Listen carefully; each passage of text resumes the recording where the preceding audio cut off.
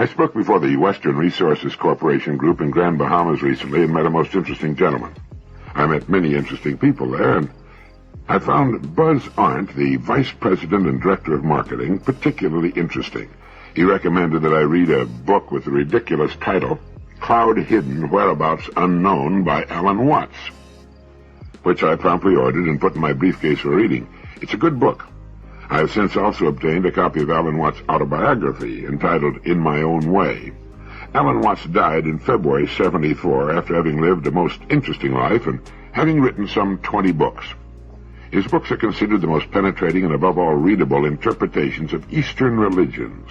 Although he did not restrict himself to writing about Eastern religions, he created the Zen boom in America and has been popular on college campuses from one end of the country to the other. If you haven't become acquainted with Watts' writings, I think you'll find them interesting and beneficial. I found his discussion of the Chinese Taoism of particular interest. Now, that's spelled Taoism and often mispronounced Taoism. Taoism. The Tao signifies the energy of the universe as a way, a current, a course, or flow which is at once intelligent and spontaneous, but not personal like a Western god. It would be absurd to worship or pray to the Tao because it's your own true self, the very energy and patterning of your bones, muscles, and nerves. Lao Tzu's first statement about it is that it cannot be defined, for the simple reason that you cannot make what is basically you and basically real an object of knowledge. You can't stand aside from it and examine it as something out there. Although then we cannot define it, we must not assume that it is something bleary like the blind energy of 19th century scientists. From our own point of view, our heads themselves are blind spots. But were it otherwise, we should be looking only at neurons and dendrites and would never see mountains and trees. But of course, when neurons and dendrites are seen from the inside, they become mountains and trees.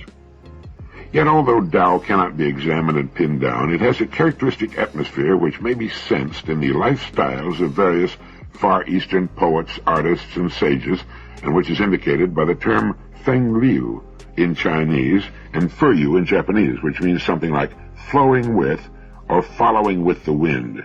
It's also translated as elegance, which is not quite right because in English an elegant person is refined and fussy and perpetrates an atmosphere of haughty disdain.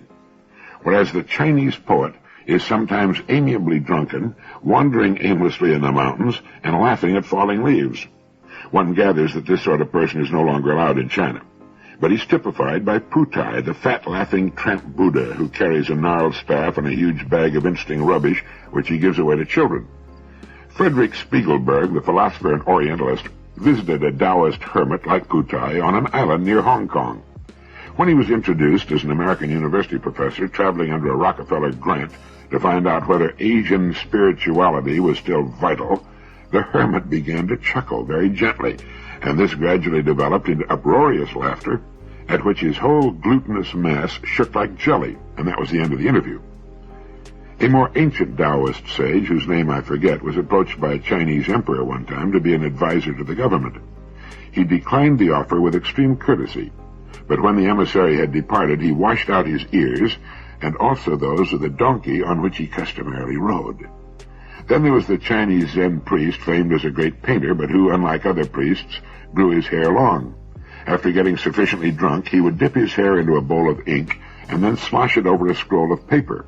The next day, he'd give himself a Rorschach test on the splosh and see in it images of mountains, rivers, and forests, which needed only a few touches of the brush to bring them out for all to see.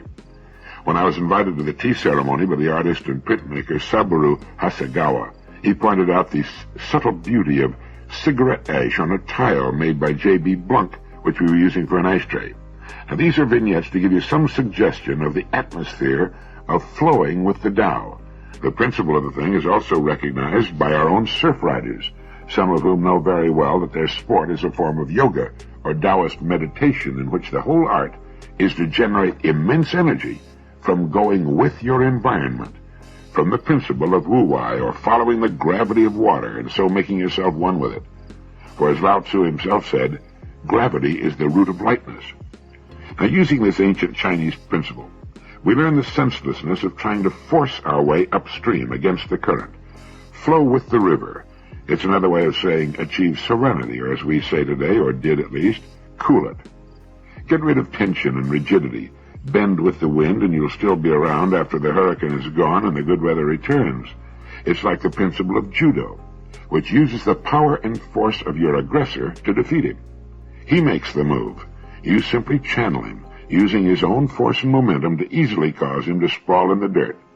The same thing with the feeling of Taoism. It can be done to trouble, worries, situations which at first seem threatening, but which can, if we flow with the river, be turned to our advantage. A person with such an attitude and philosophy cannot be defeated. He smiles with the wisdom of understanding. He knows that he himself is a part of everything else, the very energy of the universe, and that he can best live and achieve whatever ends he decides upon by going with the wind, with the current, with ease and serenity, never with tension, never with force or strain. In the Western world, we've become used to such terms as the rat race, fighting the competition, getting our share of the market. A world in which tension and strain concerned expressions are everyday things. We consume tons of tranquilizers to attempt to achieve the very thing that Taoism teaches. In sailing a boat, the force of the wind is used to sail to all points of the compass. With the same wind, we can go north or south, east or west. It all depends upon our attitude, the way we set our sails and proceed. Now, we cannot sail directly into the wind, but we can tack and arrive in good time. Now, we know the maximum speed of a sailboat by a simple formula. It's the square root of the length of the waterline. There's little use in trying to go much faster. If you're cruising in a sailboat, you shouldn't be in a hurry anyway. Alan Watts speaks of the energy of the universe. We can think of the energy of the universe as we think of the wind when sailing. The energy flows. We don't know what it is or where it comes from. We don't need to define it or try to bottle it up. It's there. It's available to us if we're wise enough to use it. We have only to set our course, stay at the helm of our lives, go with the wind and the current, and we'll arrive at our destination in good time, without tension, without worry or strain, or a coronary or an ulcer. What's more exhilarating, for example, than surf riding? Yet we're following the flow of the waves, going with the current, allowing ourselves to be swept along at great speed. Our job is one of skill and balance, learning to manipulate the surfboard. We can learn to sail a boat or ride a surfboard, and we can become expert at whatever we choose to do with our lives. Then we must learn to flow with the current, with the energy of the universe, and it'll bring us anything we seek.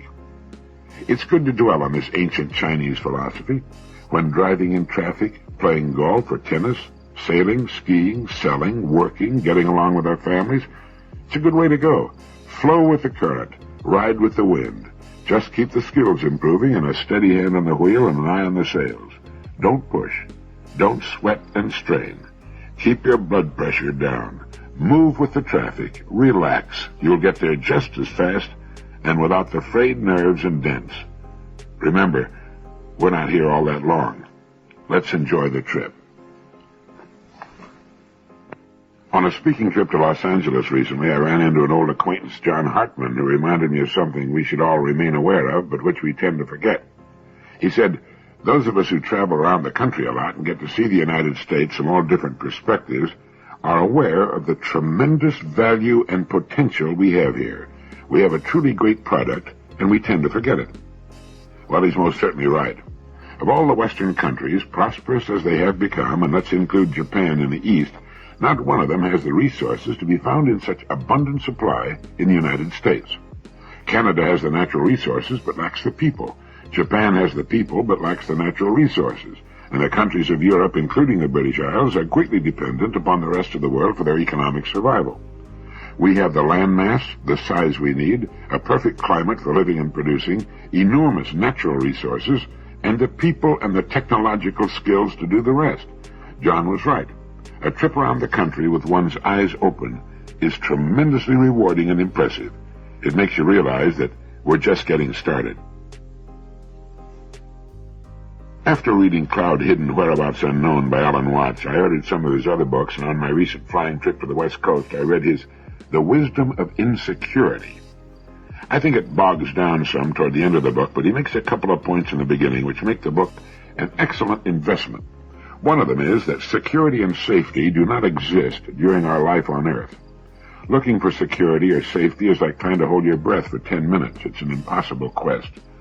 But that impossible quest is what keeps so many millions living in a state of strained tension and running as fast as they can from month to month trying to lay hold of a phantom. We are completely secure in the universe. We're as secure in our atomic structure as anything else, a rock or a gas.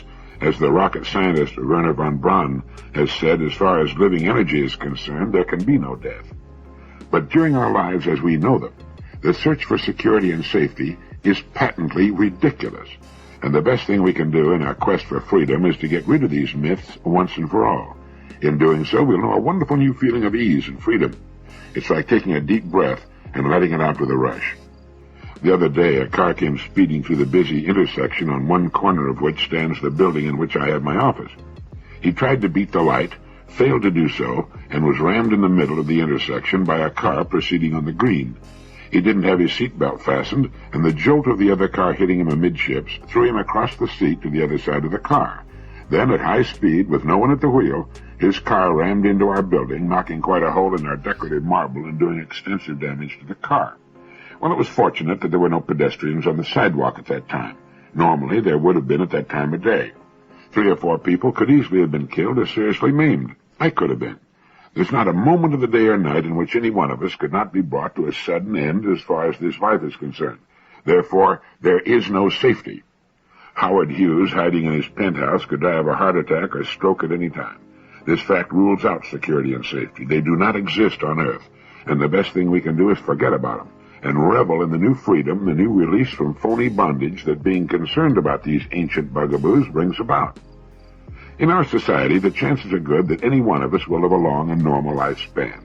It's the mark of intelligence to plan for such a life and to make every reasonable effort to succeed in the 3 major departments of our lives, in our family lives, in the way in which we spend our days, and to provide for sufficient income to meet our present and future needs. But other than that, we should eliminate all concerns about trying to play it too safely. Now, I like to sail, as I mentioned. When I'm sailing alone, I wear a safety harness at all times. As I move about the boat adjusting the sails, I have my harness snapped to something on the boat so that should I fall or be knocked over the side, I won't find myself treading water and watching my boat sail over the horizon. That's simply good judgment. Accidents and injuries are 60% more likely to the person who doesn't use his automobile seatbelt. Using one is a sign of intelligent judgment, as is locking the doors of our homes when we turn in for the night. The man who ran the red light and rammed our building was a fool, and he's paying for his immaturity. Now, we've all made silly, unnecessary blunders, and we should avoid them whenever possible. To forget about security and safety does not imply the rejection of good judgment. What it does imply is a mature and realistic rejection of factors which, as they are pursued by most of us, simply do not exist. And we move toward freedom when we put them where they belong. I was reminded in Manas that Gandhi proclaimed 2 values as ultimate, satya and ahimsa, which mean truth and nonviolence. And these could be invoked by every individual in every situation.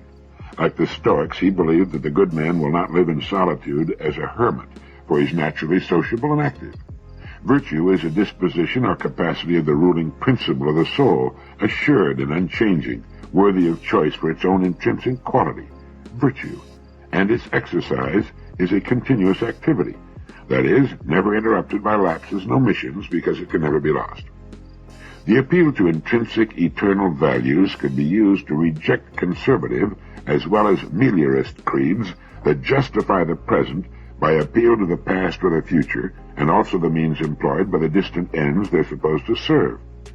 To Gandhi, it is necessary to do what seems to be right in scorn of consequences, and every single act must be justified in terms of the ultimate, unchanging values rather than the results that are expected to emerge.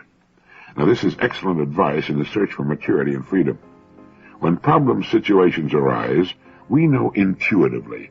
Our bodies tell us what's right.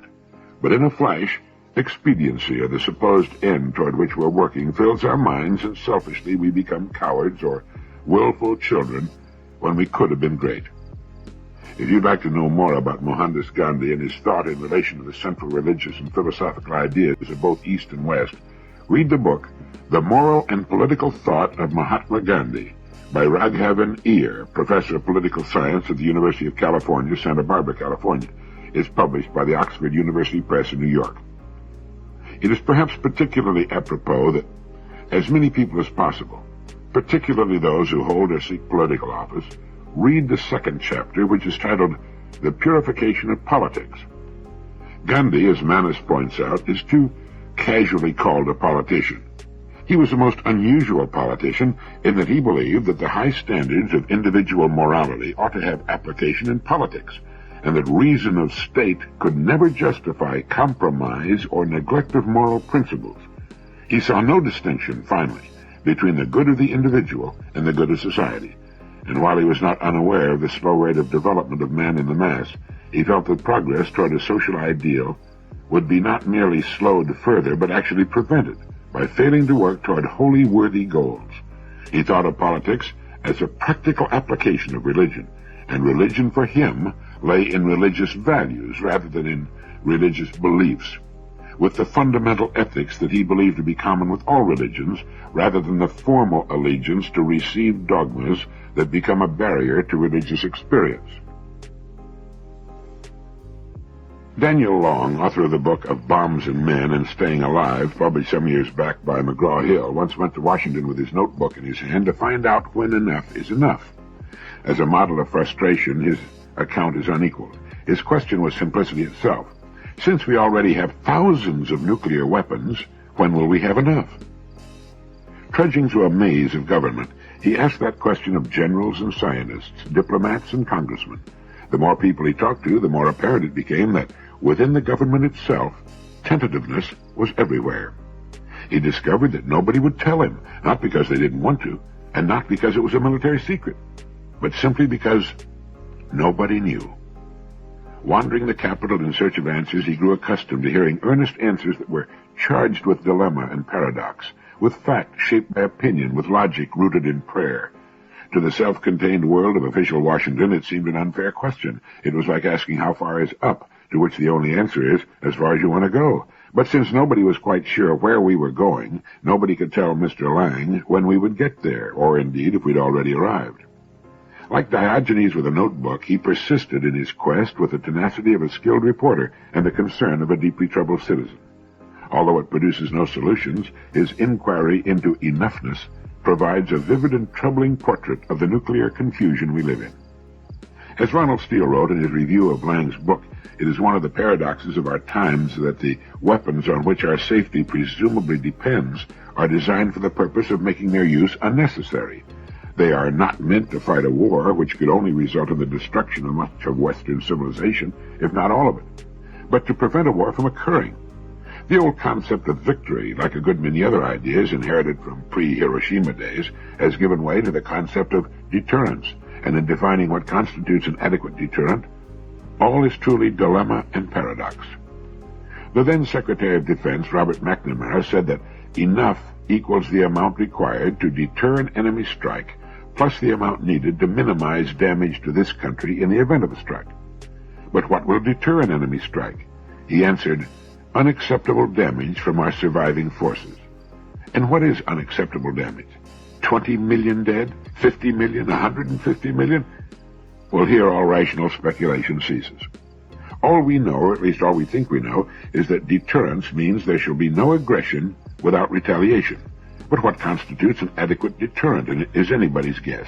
Deterrence is not a science, it's an exercise in political psychology. And the fact that millions of human beings must live this way is, as one official put it, a hell of a way to run a railroad. On her deathbed, Gertrude Stein is said to have asked the question, what is the answer? And a few moments later, she answered herself by asking, what is the question? If you've ever had the urge to write, a book that will get you started and perhaps even keep you going is, well, wait a minute. I'll give you the title of the book in a moment. But first, did you ever hear of a man named Frederick Faust? He was probably the most prolific writer who ever lived. During his career as an author, Faust turned out an estimated 30 million words from his typewriter. Now, that's the equivalent of more than 500 average-sized novels. If you've ever done much pecking on a typewriter, you have an idea of what 30 million words are. To give a personal comparison, I've been writing my daily radio program now for more than 14 years. 260 programs a year for more than 14 years. But even so, they total only about 2.25 million words, or the equivalent of about 22 full-size books. But for all his prodigious production, how many people know who Frederick Faust was? A handful. A fairer question would elicit a far greater response. Have you ever heard of Max Brand, one of Faust's many nom de plumes? Under the name of Max Brand, Faust created at least 2 lasting folk heroes, Destry, as in Destry Rides Again, and Dr. Kildare, plus thousands of other characters. His output was almost unbelievable. During one 13-day period in 1920, he wrote 190,000 words, 3 complete books in 13 days. Now that's a complete book every 4.5 days. He once produced an 8,000-word story in 6.5 hours. When he was working in Hollywood, he used to turn out finished screenplays in a week or two that took most screenwriters several months to complete. In the beginning, this great torrent of Faust prose was poured almost exclusively into the pulp magazines, so-called for their cheap paper and cheap fiction. Faust often had as many as 3 stories in a single issue of a magazine, each story appearing under a different name.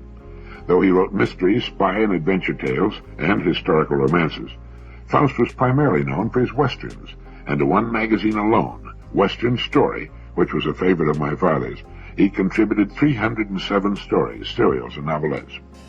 Even though he loved to write of the West, he had little use for it as an experience. His publisher once sent him to El Paso, Texas, to soak up some real Western environment, and he spent the whole time in his hotel room reading Greek tragedies, which he read, incidentally, in the original Greek. Even though he later moved up to the higher quality fiction market, the so-called slick, such as Liberty, Collier's, and the Saturday Evening Post, and became as prodigious a supplier to them as he had been to the pulps, he was at heart an intellectual and a classicist. In the early days, while working as a subway laborer and living in a Bowery YMCA in New York, he read Nietzsche, Darwin, Spencer, Kant, Dante, Homer, and the rest in their original languages. His familiarity with the Greek myths was often betrayed by the mythological threads he wove into his Western stories and by the godlike qualities he gave his cowboys. Oddly enough, he failed in his greatest literary attempt. He labored for 6 years on the opus dearest to his heart, an epic poem, Dionysius in the Underworld, only to have it universally rejected by publishers. He finally had to pay for its publication himself. So if you need inspiration to write, get the book Max Brand, The Big Westerner, a biography of Faust by Robert Easton, who calls him an unknown giant and puts him in the company of Fitzgerald, Faulkner, and Hemingway. I read an article by J.B. Priestley in which he pointed out that so much of our lives these days are characterized by the pervasive feeling that there ought to be something else.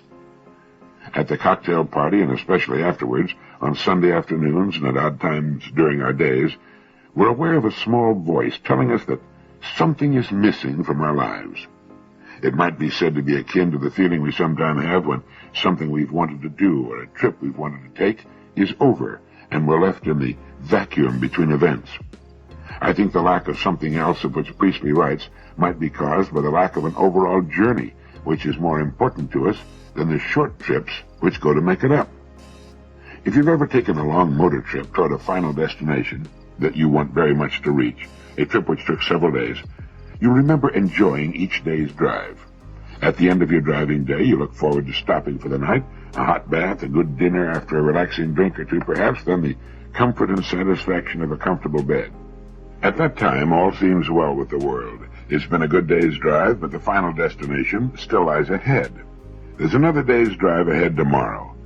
It's the final destination which gives meaning to your days and your efforts, the long hours at the wheel in all sorts of weather and driving conditions. It wouldn't be at all the same if you just drove the same amount of time and distance aimlessly on highways around your home.